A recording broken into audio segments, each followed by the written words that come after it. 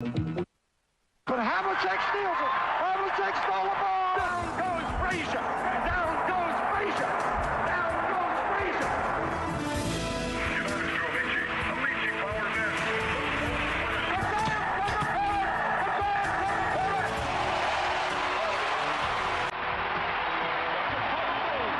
Won their 6th NBA championship. Gibson swing. This is going to be a home run. Unbelievable. Don't believe what I just saw.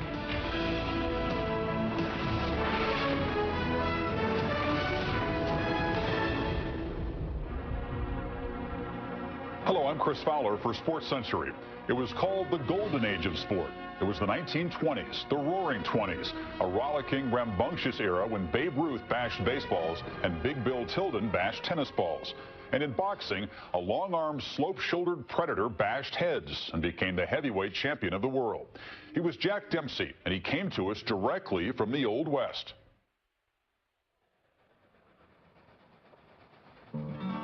This train.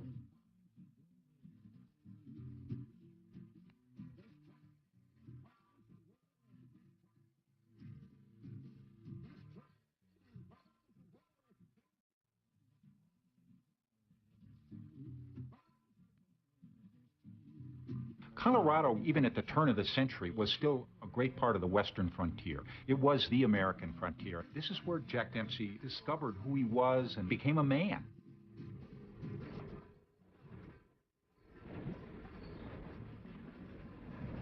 He realized that if he stayed in one place, he would never succeed at anything.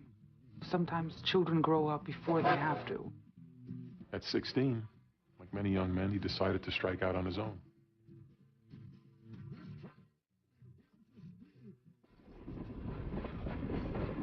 He would get on the rods under a freight train and tie his hands and his legs to the rods with bandanas so he wouldn't.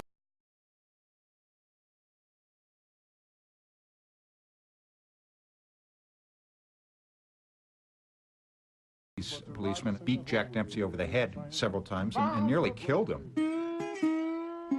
Dempsey's mobile school of hard knocks carried him around the country as he learned to use his fists, courage, and anger to turn a buck. He kicked around a lot of mining towns in the West and would make money, even as a young kid, fighting in these mining towns. And these grizzled old miners and cowpokes would look at him and figure they could just take this guy out, and Dempsey generally laid them out. The rugged individualist who was not going to let anybody tell him what to do, was going to go down fighting, was going to whip everybody in the bar.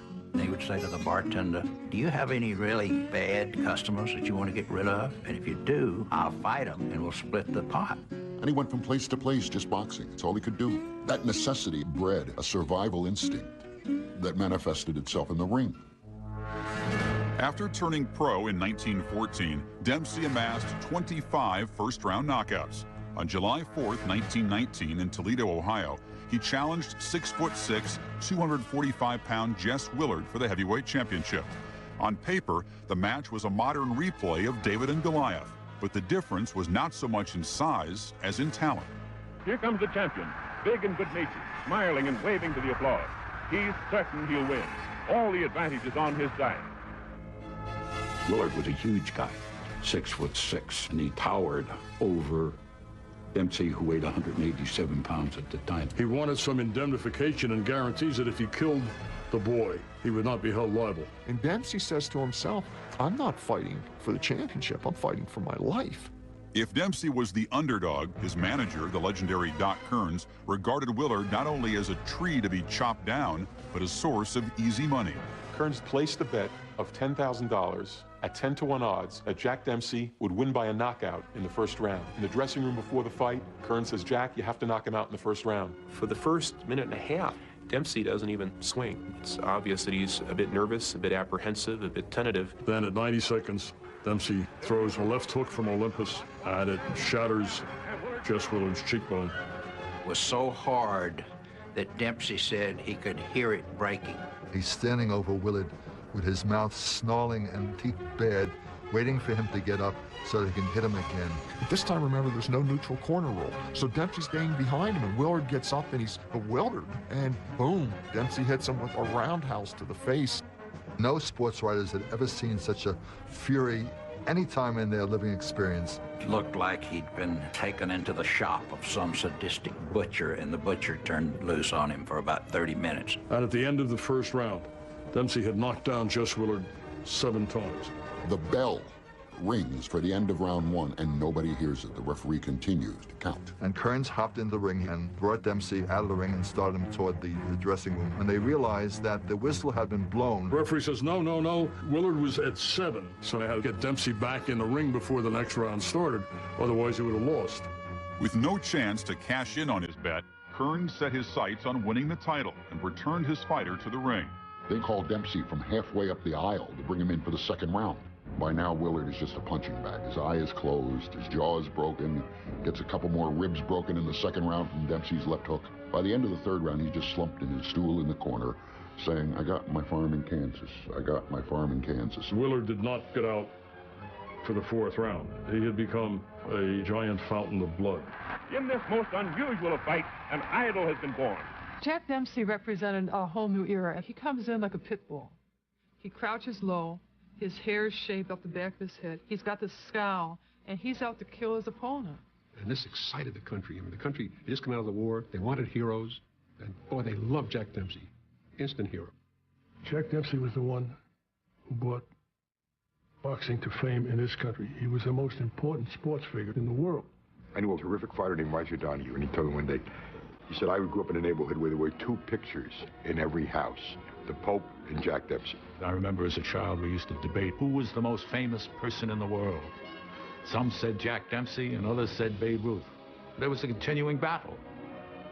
The 1920s are the highlight of American popular sports. It's a prosperous time when the middle class has the money to spend on watching professional sports. For the millions who couldn't actually be there, newspapers, motion pictures, and radio vividly documented the events. Stars of unprecedented magnitude rose on the horizon in American culture. The golden age of sports.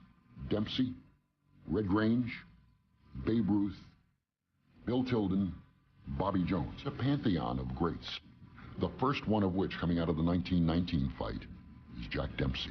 There was no greater draw in America in sports than Jack Dempsey. We tend to think of Babe Ruth as the compelling sports icon. However, the national heroic figure was then the heavyweight champion of the world, Jack Dempsey.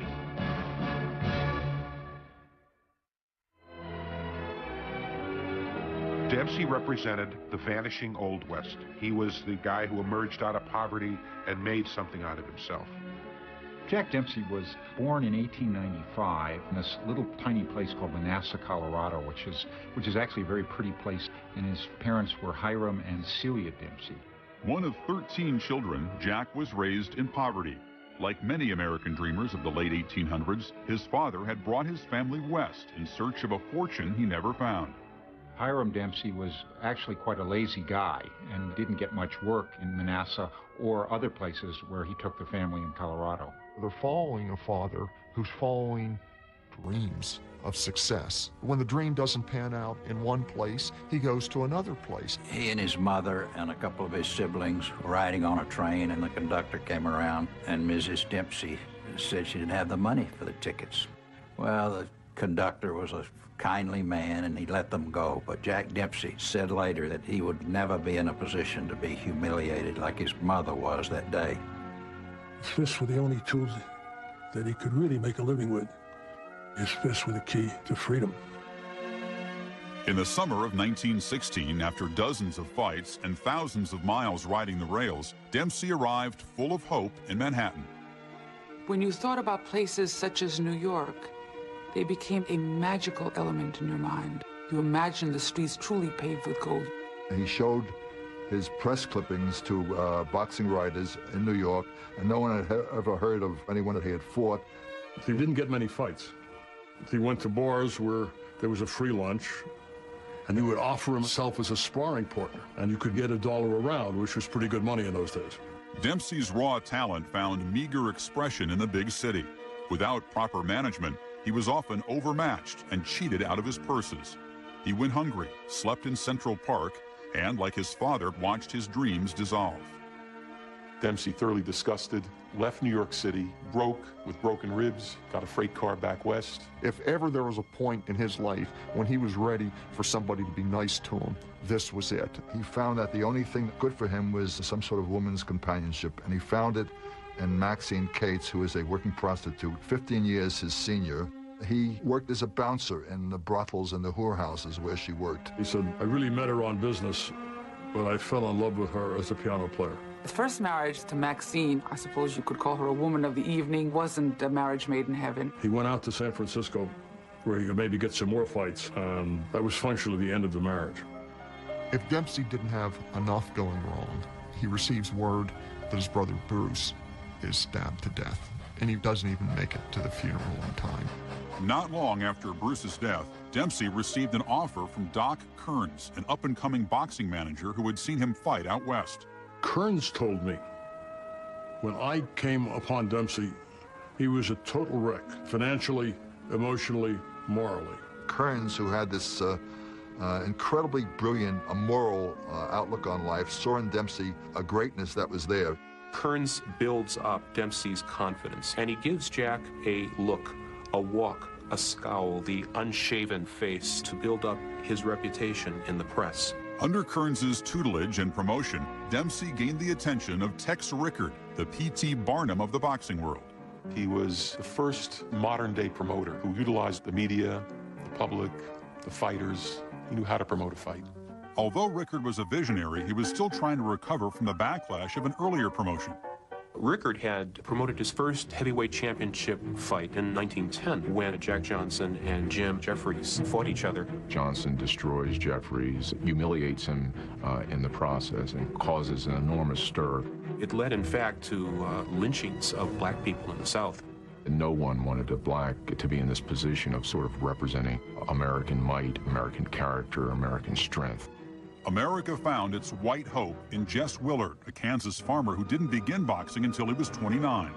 In 1915, Willard somehow, some way, knocked out Johnson in Havana, Cuba to become the heavyweight champion. After 1915, Willard had only had one title defense, and the fans were getting restless. Boxing needed someone who would truly catch on with the public, and Dempsey fit the bill. In his savage treatment of Willard, Dempsey scaled the heights of the boxing world.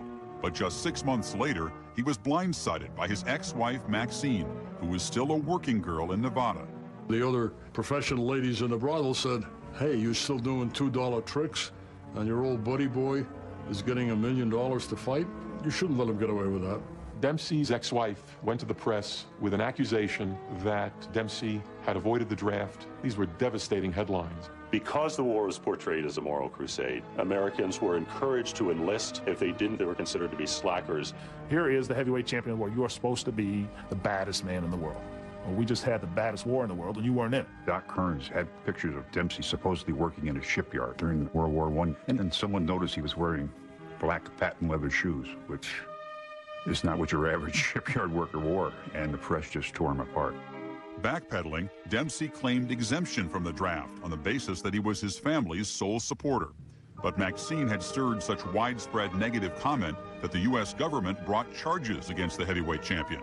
If convicted, he could have gone to prison and would have effectively ended his career. The trial starts, and the government has some problems. Maxine makes the charges, but then, a few weeks later, she recants. Gavin McGann, lawyer in San Francisco, ran a great case. He got Dempsey's mother saying what a good boy he was. Just a pillar of respectability and support during the war. The government is going to have to attack this old woman to break her story, and that's not going to happen. The trial went on for about 10 days. The jury was out for about 10 minutes. Dempsey acquitted.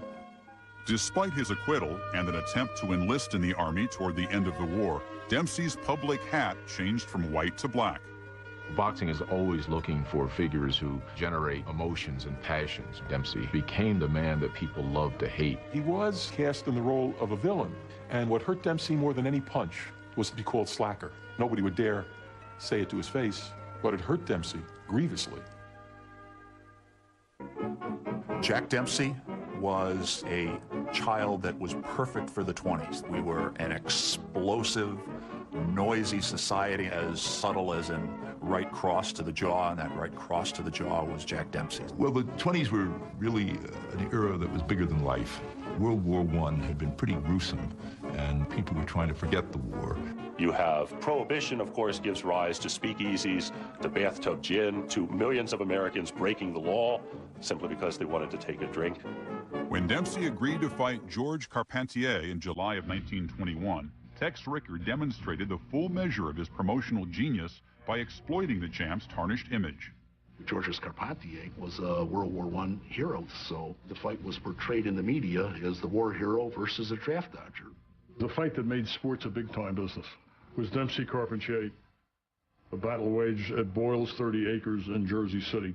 This was the lead story for the entire civilized world. It's $1 million fight.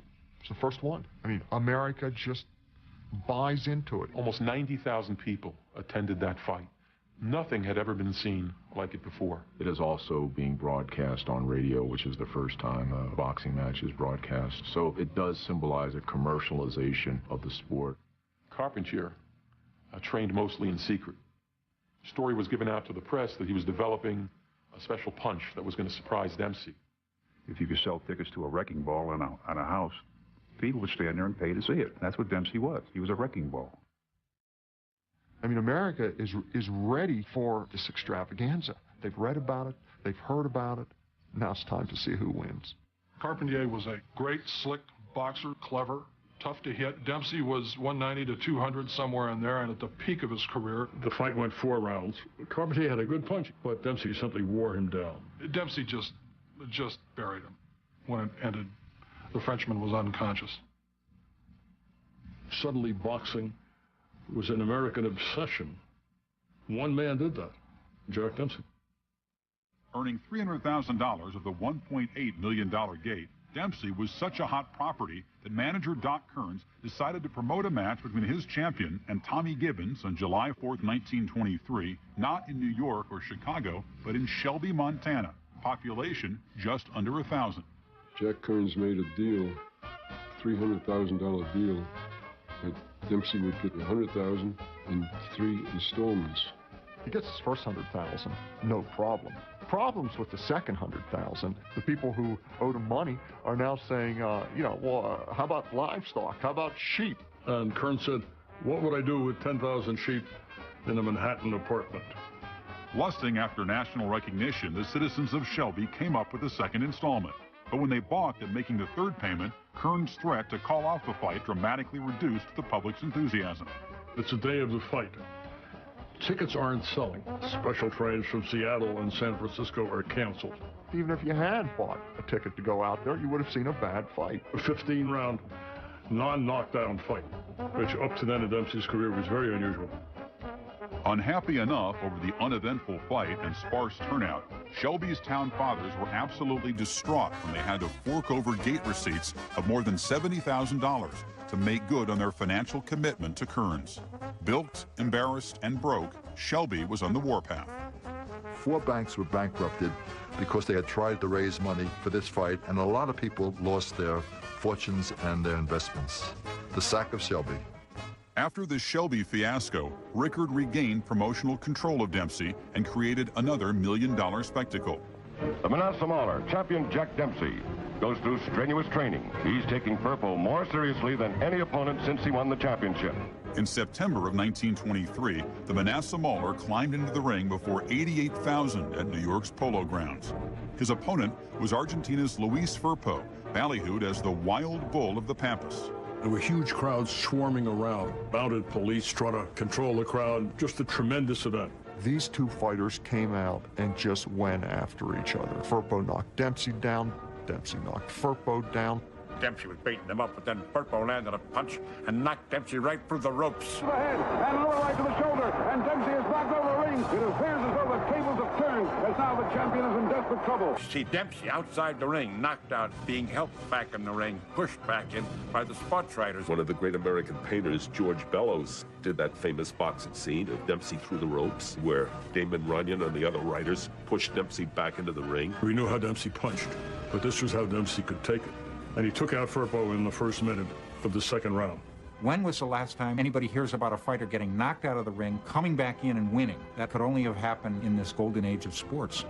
Tremendous fight, and that made Dempsey a boxing immortal. That was the one that cemented it. Reinstated as the good guy, Dempsey put on his white hat and headed west to charm a young and glittering world known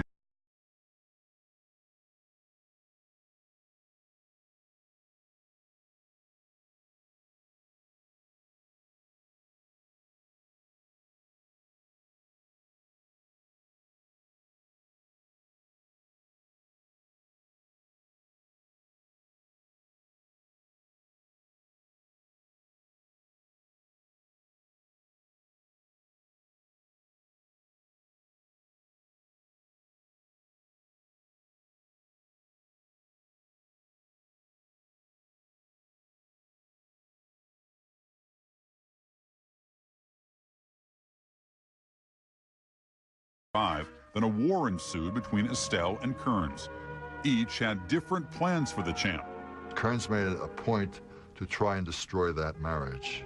Estelle Taylor didn't want to compete any longer with Jack Kearns for Dempsey's attention and affections. Dempsey finally breaks away from his manager, Doc Kearns. Nobody breaks up with Kearns unless it's on his terms, and this wasn't on his terms. Kearns, like a scorned person, decided that he would do anything he could, and that involved a great deal of lawsuits and allegations of owing money, and he just tried to demoralize him.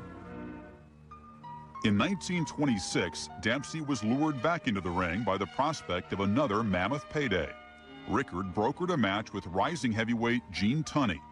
One segment of the boxing world, however, felt that another fighter deserved first shot at a champ who hadn't defended his title in 3 years. The African-American population of Harlem opposes a Dempsey-Tunney fight. They want to see Dempsey take on Harry Wills, who's the black champion. That would have been a great fight. Harry Wills was a big heavyweight. He was, at that time, he was 210, 215. Rickard didn't want that fight. He swore to himself he would never promote a fight again between mixed races. I don't think that Jack Dempsey was avoiding Harry Wills. He would probably have fought him had not his handlers ordered him not to.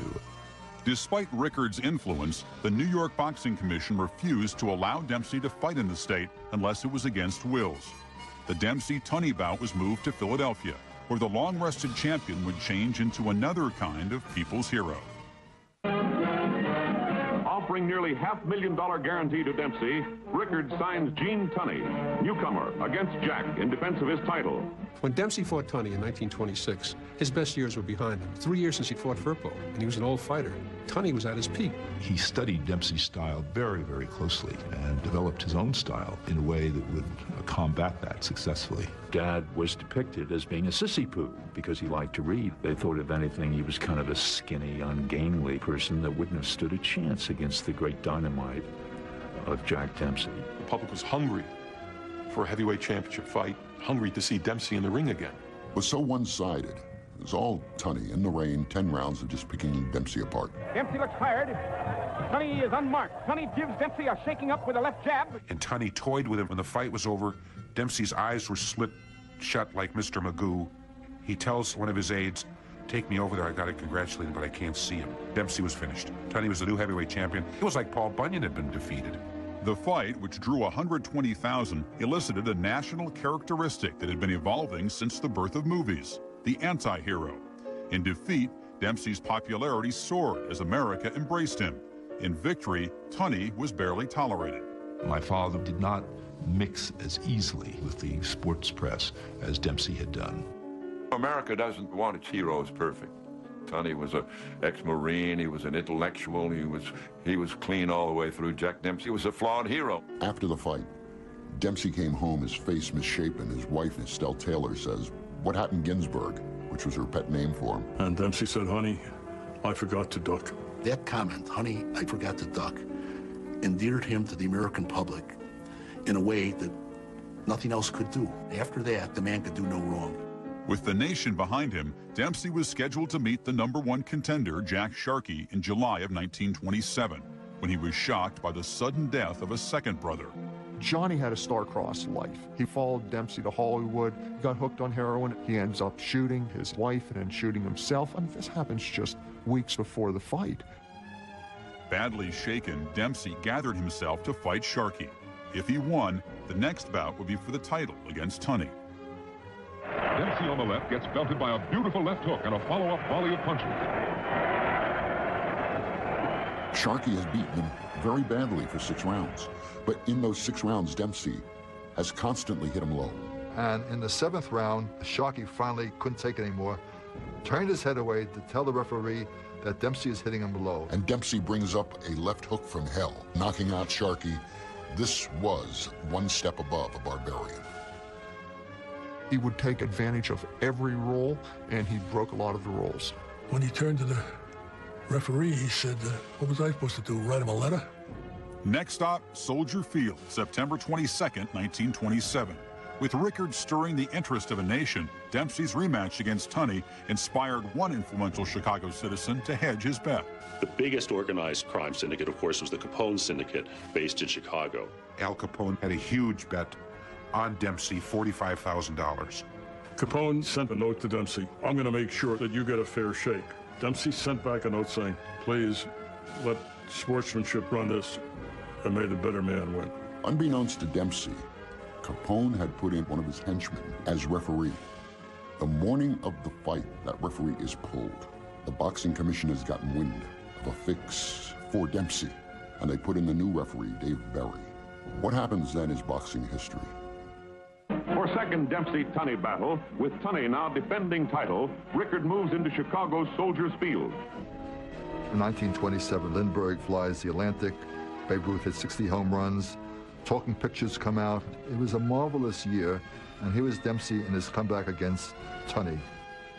Dempsey became the guy who was going to win the title back and beat this pretentious snob.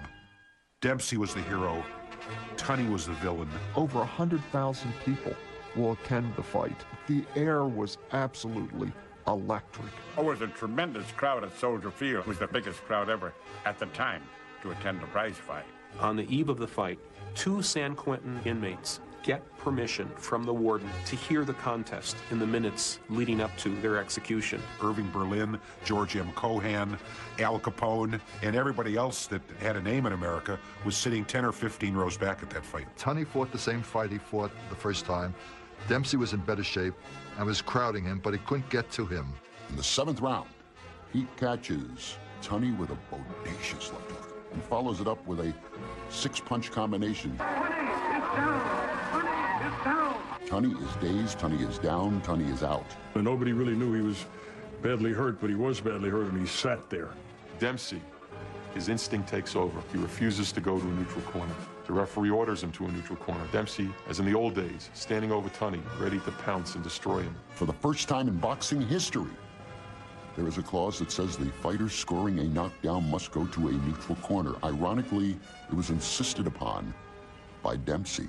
The referee kept waving at him to move over, and when he finally did, the time on the timekeeper's clock was 5 seconds. And they came back. Instead of starting on 6, he started on 1, 2, 3. As a consequence, Tunney is on the canvas for fully 14 seconds, according to the watches of all the reporters who were at the site. And Tunney is up, and now they're at it again. Tunney is backing away, and Dempsey is following Tunney.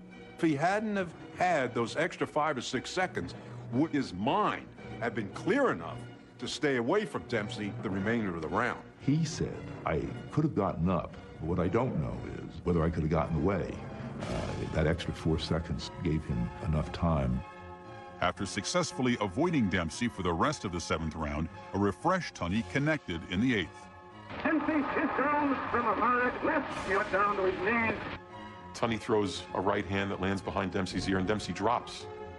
The referee immediately starts the count. Doesn't send Tunney to a neutral corner. This created some controversy. As soon as Dempsey goes down, the referee, Dave Barry, is over him going, 1. That suggests to me the crooked referee. Whether there was some sort of fix or whatever, that hasn't been proven. What remains today is the controversy of the long count.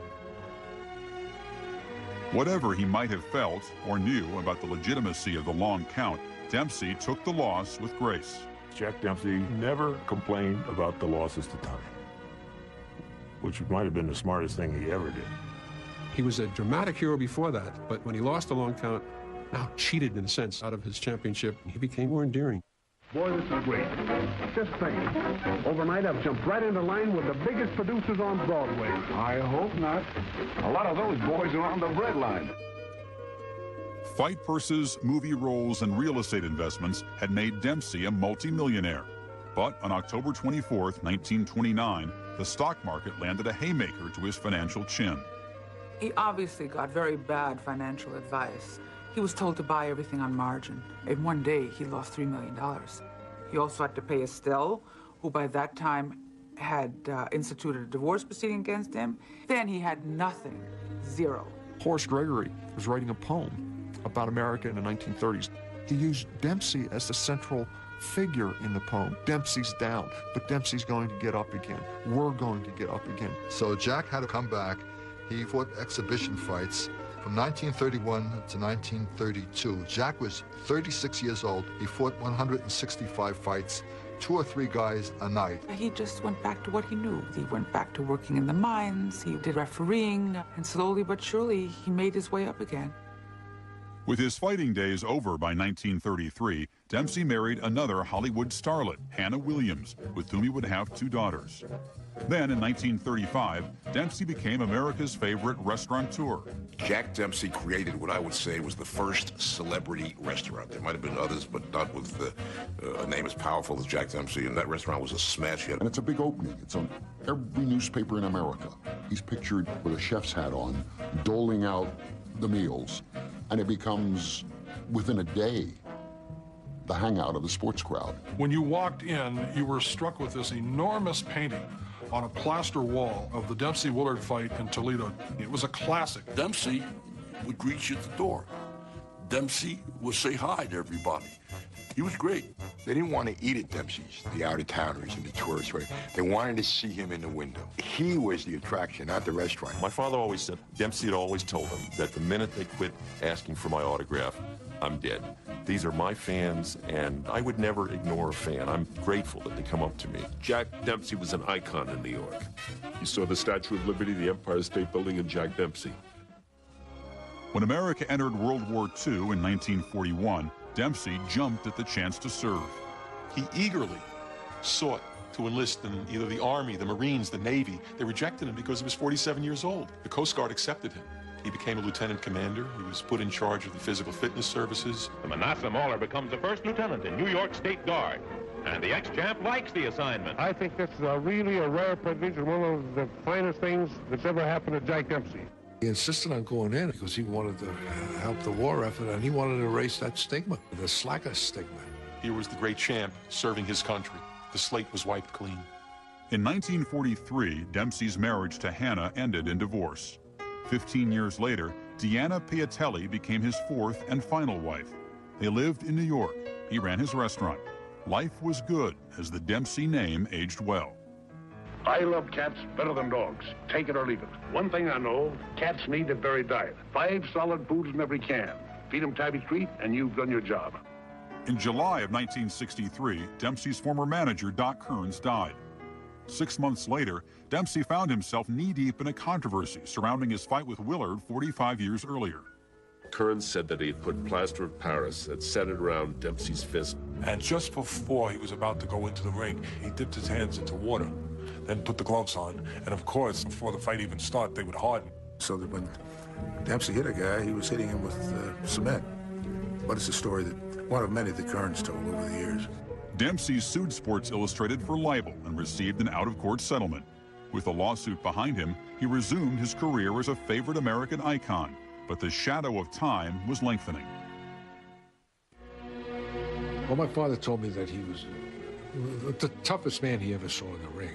But outside of it, he was a sweetheart. And it was true. One of the paradoxes about Dempsey was, although he had all these brutal fights and a brutal childhood and youth, he hardly had a mark on him. I'd walk with him down the street or in the restaurant. People would say, Jack, can you do me a favor? Can you come to my church Sunday night? Can you do a personal appearance at my birthday party? Well, Jack Dempsey could not say no. When SportsCentury returns, the man who couldn't say no stumps for the son of an old friend.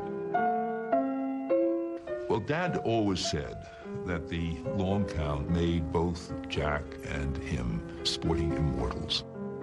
I had asked my father if he would come out and campaign and bring your friend Jack Dempsey along with you, and Jack was gracious enough to agree to come out. He did a lot of campaigning. In fact, a lot of people think that it was because of Jack Dempsey that he won the election. If Dempsey's celebrity helped Tunney win, it didn't keep his landlord from closing down his restaurant in 1974, when the last rays of the golden age had faded. Many customers who have been eating and drinking at Jack Dempsey's for years say for them, this is in every way the end of an era, a last landmark disappearing from Broadway. The link was gone to what they called the golden age of sports, the 1920s. It was very sad. When the restaurant closed, he was very unhappy about that. He was very hurt. He had no place to go anymore. Dad's health was fine, I would say, until he lost the restaurant, his beloved restaurant. He suffered a mild stroke. The doctor said to him, you might never walk again. And my mother said, really? She got a stationary bicycle. She moved his legs. He trained one more time. And this man walked till the day that he died. 4 years after losing his restaurant, Dempsey lost a close friend. Gene Tunney died on November 7th, 1978. When Dad died, Dempsey said a chunk of him went with Gene, and he felt that very greatly. He had sadly lost so many of his friends over the years. That's when he started to get together with me and put down his thoughts. I suppose it's known as putting your affairs in order. With his affairs in order, Jack Dempsey closed the book on one of the most colorful eras in American sports. He died of heart failure in his New York apartment on May 31st, 1983. They said when Jack Dempsey hit them in the prize-fighting ring, it felt as if his boxing gloves were full of rocks. They weren't. They were filled with perhaps the hardest pair of fists in the history of boxing. He took off his gloves in 1928, had a long career outside the ring, and now he is dead at 87. He had virtually outlived all his contemporaries. I can remember going to his wake and expecting to see mobs of people, and there weren't. It was virtually empty. It just seemed very subdued. For a guy who really was, in American sports history, one of the great icons. His funeral was in Southampton. This was a very dignified, small burial, and it was the way Jack wanted it. Of all the sports heroes of the 1920s, Jack Dempsey was the first to arrive and one of the last to leave. Jack Dempsey was probably the most popular champion ever, including Muhammad Ali. He put the roar in the roaring 20s. You can't envision that time frame without Dempsey, as you can't envision it without Babe Ruth. He had that steely look, and nothing personified being hard and being able to overcome and be successful more than Jack Dempsey. When we lost Jack Dempsey, we lost a direct link to the Wild West. The late Jim Murray wrote an obituary column for him, and it put it better than anybody ever did. Whenever I hear the name Dempsey, I think of train whistles on a hot summer night on the prairie. I think of a tinkling piano coming out of a kerosene-lit saloon in a mining camp. I think of an America that was one big roaring camp of miners, drifters, bunkhouse hands, con men, hard cases, men who lived by their fists and their shooting irons and the cards they drew. America at high noon. In his later years, Jack Dempsey was getting out of a taxi in New York City one night when he was jumped by two men. The white-haired former champion in suit and top coat whirled on his muggers and body punched both of them to the ground. And there they remained, refusing to rise until the police came and rescued them from the elderly gentleman with the thunderous fists. For SportsCentury, I'm Chris Fowler.